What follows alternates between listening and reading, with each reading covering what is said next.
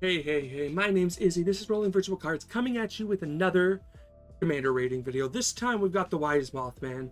Let's hop right into it. 1, a black, a green, and a blue for a 3/3 legendary creature, insect, mutant. Whenever, or with flying. Whenever this card enters the battle or attacks, each player gets a rad counter. Whenever one or more non-land cards are milled, put a 1/1 counter on each of up to X target creatures, where X is the number of non-land cards milled this way. What is a rad counter? Let's talk about radiation. At the beginning of your pre-combat main, or at the beginning of your pre-combat main phase, if you have any rad counters, mill that many cards. For each non-land card milled this way, you lose 1 life and a rad counter. So, what does this mean? What this means is that the Wise Mothman is a mill deck. You are milling everyone. So it enters or attacks, each player gets a rad counter. This is in reference to the fact that the Wise Mothman just causes radiation, so everything's going to get hit with radiation. That's not bad. You got some self-mill you're dealing, some mill, you're just speeding the game up, right?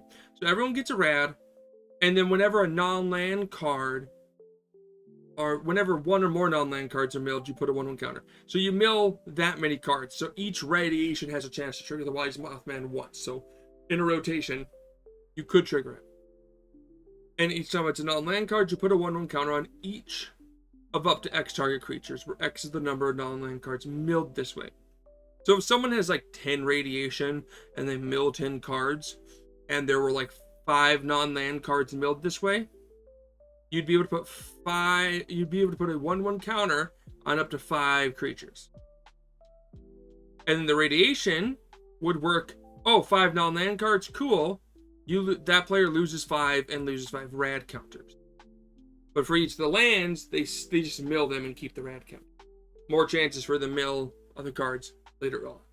Okay. The Wise Mothman likes small doses of mill, not huge. Because, like, sure, you can mill someone half their library, and then you can put a 1/1 counter on each of up to 20 target creatures. But, like, it's 1 counter on each one, not 2 or 3 on one. So, that's not as good as it could be. But you're on green, so you can double the number of 1/1 counters, making it a little better fairly easily. That's being said, how good is the Wise Raw? Let's talk about that. Let's talk about how good the Wise Mothman is, okay? So,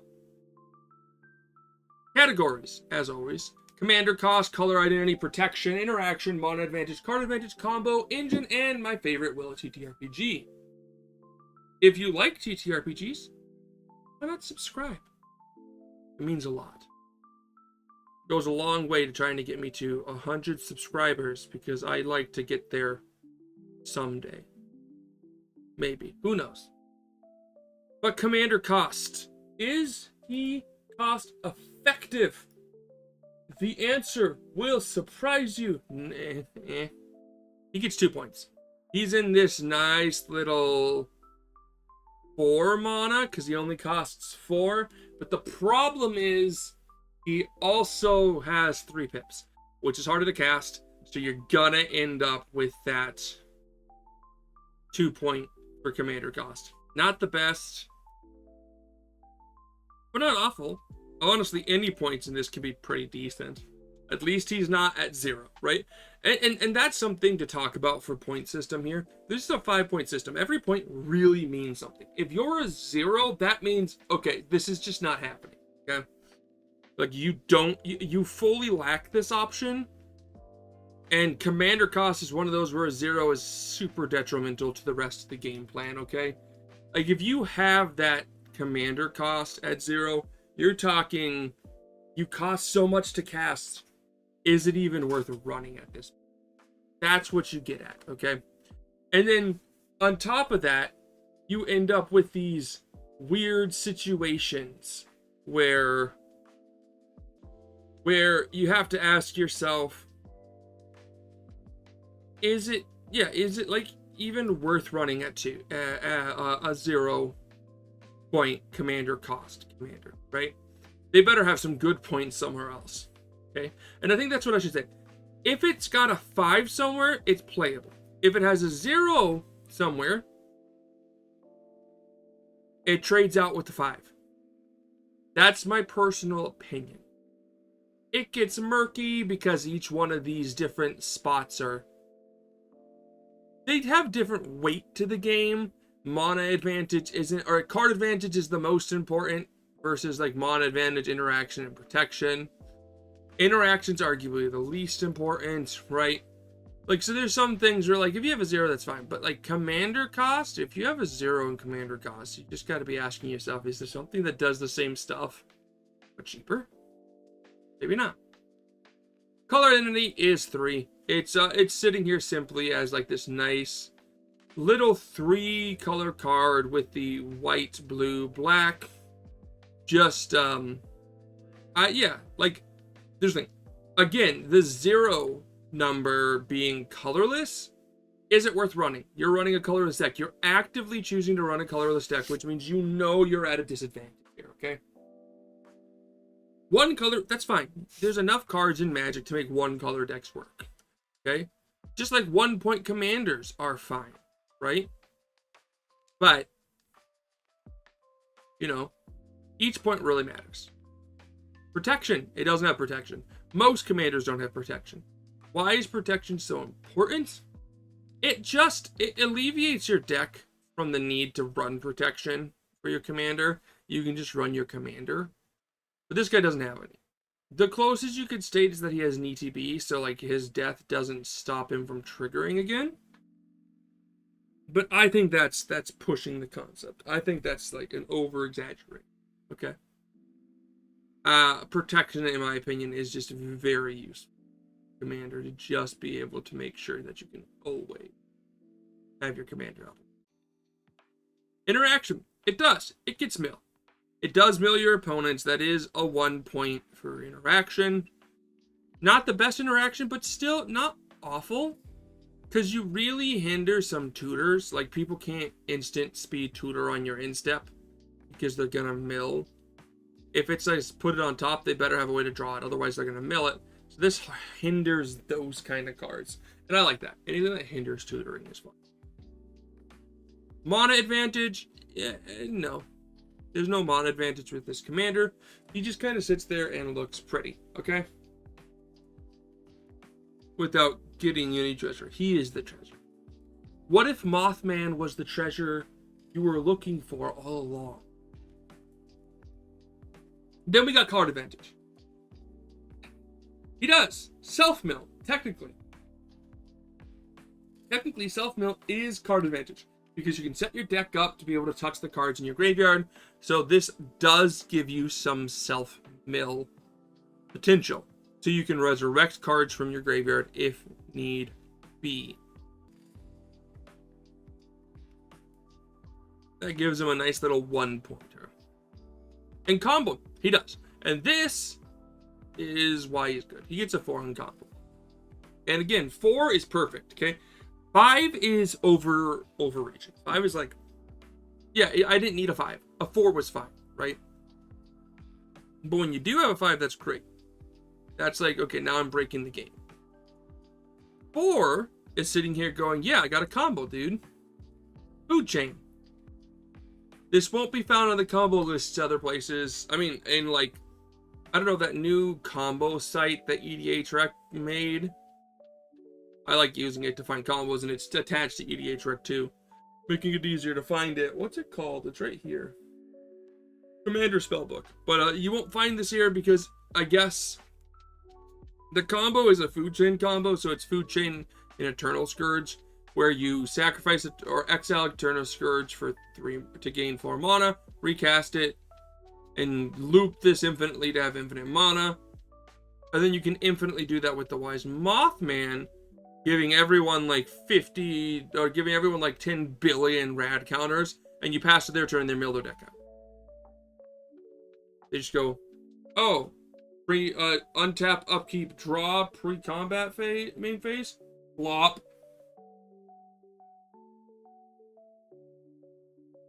And, like, they could die from damage if they mill enough non-lands.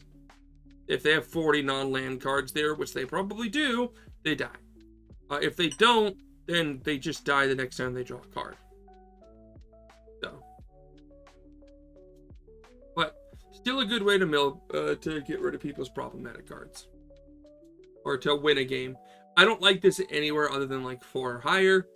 But, maybe 3. This is, like, what you're aiming for. But, I like this in 4 or higher brackets. But it is a combo. This does give him a 4. And engine. It does. It gets the 5 points pretty easily, guys. Murloc Queen. These are all from the precon, actually, even. Murloc Queen is 4 and a blue for a 4/4 crab mutant. With Vigilance, and when it enters the battlefield, target player gets 2 rad counters. And whenever a non-land cards are milled, draw a card. Then put a 1/1 counter on it. This ability triggers once each turn. So with the rad counters you're distributing with him, you'll be able to get hit it bigger and draw cards. And then searching a screen along with giving people rad counters. And then Screeching Scorch Beast is 4 and 2 black for a 5/5 beast mutant or bat mutant with flying menace. And when it attacks, each player gets 2 rad counters. That's helpful. And then whenever a non-land cards, 1 or more non-land cards are milled, you may create a number that many 2/2 black zombie creature tokens, mutant creature tokens. Do this only once each turn, but again, on the rad counter triggers, you'll get a lot. And then glowing 1, 2 and a green for 2/2 zombie mutant with death touch. And whenever it deals combat damage to player, they get 4 rad counters. And whenever a player mills a non-land card, you gain a life. So this actually counters your life loss from milling a non-land card with the rads. So kind of an interesting little rad thing. We're never going to really, I don't think we'll ever get rad counters again unless we go back to Fallout. So we have what we have. But that's the engine. I think it's pretty decent. Giving it 5 points. So where does that leave it? I don't know. You guys let me know down below where you think this guy lands. And in 3 seconds, I'll reveal where he lands. 1, 2, 3. The Wise Mothman lands right here. He's got a 16. Don't know why I didn't put the number there. That's my bad. Let me fix that. It's not perfect, but I fixed it. Yeah, he's at 16. He gets a nice, even start of 16 points, okay? That's, it's not perfect, but it's still good. He's above the 10 threshold, which is what you're aiming for in a good commander, is I think having at least 10 points. From what I can tell, even Lathril being at 11 is fine. It's 10 points that you're trying to get at, okay? That could be 2 5s. It could be 5 2s, where like you just kind of averagely do a lot of different things. But as long as you can find a way to get to that 10 points, you're doing good. It's not the 20 threshold, though, which is where you get to be, like, really strong. But that 10 threshold, I think, is perfectly suitable. Mainly because, again, sometimes commanders are geared to do one specific thing. They don't need the other points. They're doing this one thing perfectly. And in that case, why do you need a lot of other points if you have a 1-card combo with your commander and your commander is a 2-drop, right? Then it's like, cool, I can just go find my combo and win the game. Fairly simple, cheaply, you know? So I think as long as you have 10 points or more, you're doing good. As soon as we find a guy that's under 10 points, that's when we're going to start going, is this guy good? Is he bad? I think he's bad. So we'll figure that out. We'll see when that lands. But it's right now, it's a 16. Tied with Gishath and Nekusar and Sauron. But beating out your Edgar and your Isshin. And losing out to like Giada. So a nice little area to fall into. I think you could be saying it's comparable to these guys. But will it TTRPG? Let's talk about it. Will it? I don't know. You guys think it will? Wise Mothman is this interesting thing. So you already have an RPG where you fight it being fallen, right? This is a boss you can go fight in the wild that's roaming around in some Fallout games. I don't know if it's all of them, but I know it's some of them. and he's constantly causing radiation damage, and you just got to take it out. It's not that complicated. Is it therefore suited for a TTRPG? I think yes. I think you can make a great boss out of this guy. The weird part is questioning whether or not you can really make this an end game boss, or if you should just make it like one of multiple different bosses based off of like other American folklore, right? But for me, I think you could just make it the end. I actually don't know where the Wise Mothman is from. I don't know what state the Mothman is from. But if you set your game in that state, that can be fun. But even in like like if you want to do full fantasy TT, like D&D or Pathfinder, or if you want to do sci-fi like Starfinder or Cyberpunk, Shadowrun, I think really pushing into that the Wise Mothman and say that he's intelligent. He's a moth that was mutated and became intellectual, and use that intelligence as a way for him to spread his disease to everything, causing corruption and strengthening his bonds with his corrupted, radiation poisoned or mutated groups. And your goal is to stop him from corrupting the city or the towns. And I think that'd be cool. Like, going to one town and then leaving it and coming back, knowing that they might have a chance to have been just totally radiated. And they are. And now the town is just a ghost town full of, like, mutants that you have to take out. Maybe they were people you talked to that you were friends with. You know? Push that this disease is terrifying and bad, and you really need to make sure you cut off the head of the monster being the Wise Mothman. I think that'd be interesting as a villain, someone who's just spreading this viral radiation, mutating people into these monsters. Could be really interesting, honestly. Cat time. Here's my cat. So I think he'd really work as a TTRPG boss in that regard. If the big fight against him, yeah, you'd have a set amount of turns before you're turned into a mutant. You'd have to beat him fast.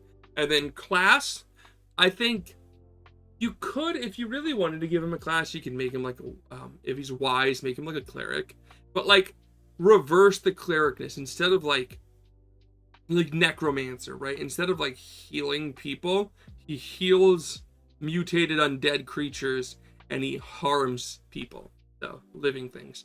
I think that'd be cool. So I like him. I think he's interesting. Let me know what you think about the Wise Mothman down below, and as always, thank you for subscribing. Stay tuned for more. Peace.